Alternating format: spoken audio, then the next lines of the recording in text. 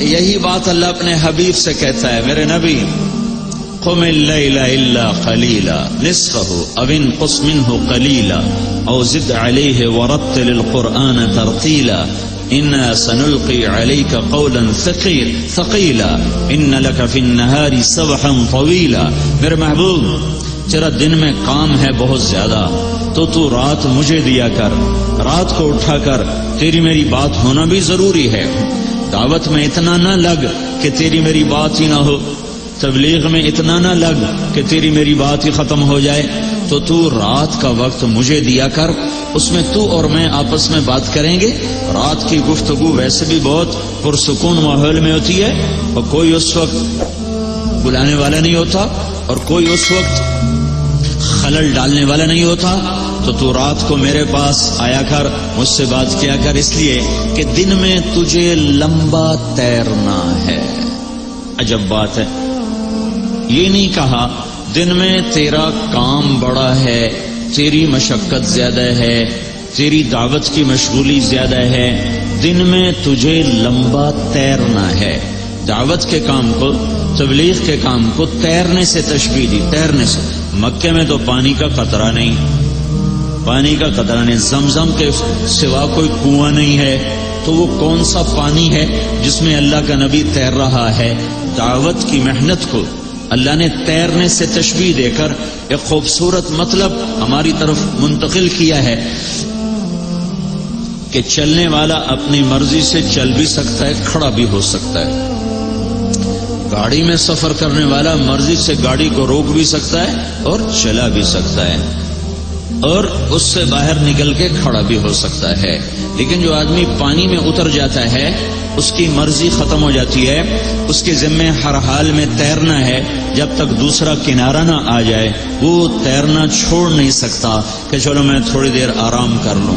اب اسے تیرنا ہے، اگر وہ رکنا چاہے گا پانی کا بہاؤ اسے کہاں سے کہاں لے جائے گا، اگر وہ ٹھہرنا چاہے گا تو موجیں اسے اپنے اندر سمیٹ کے لائیں گی، مچھلیاں اسے نوالا بنائیں گی، اسے ان طوفانی موجوں سے لڑنا ہے، ان تھپیڑوں میں سے اس نے اپنا راستہ بنانا ہے، اور دوسرے کنارے تک جب تک اس کا ہاتھ نہیں لگتا اب یہ آرام نہیں کر سکتا، اسے ہر حال میں مستقل ہاتھ پاؤں مارنے ہیں۔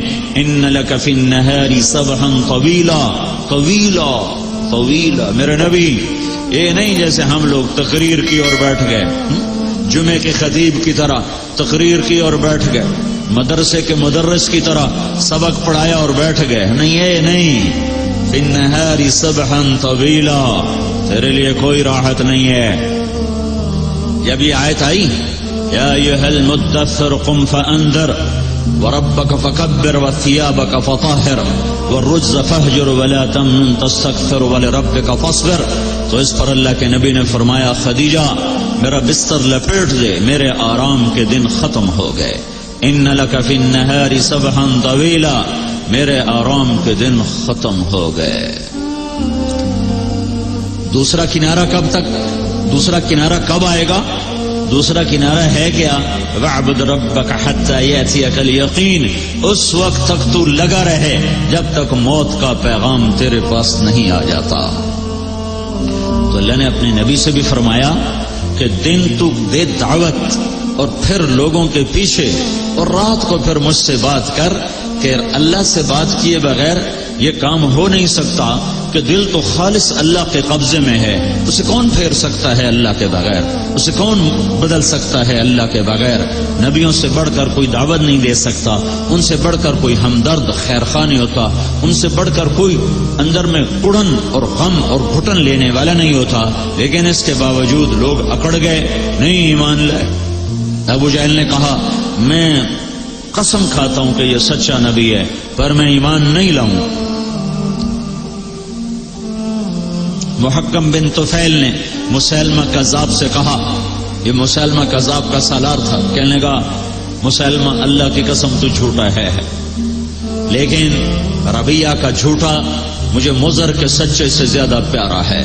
ربیعہ مسیلمہ کا قبیلہ، مضر ہمارے نبی کا قبیلہ، تو کہنے لگا واللہ انک لکذاب، اللہ کی قسم تو جھوٹا ہے، لیکن ربیعہ کا جھوٹا مجھے مضر کے سچے سے زیادہ محبوب ہے۔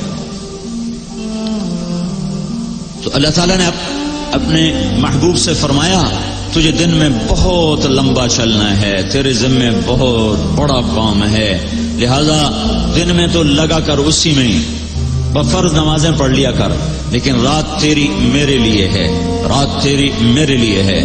میرے بھائیو 1.25 لاکھ انبیاء پس گئے۔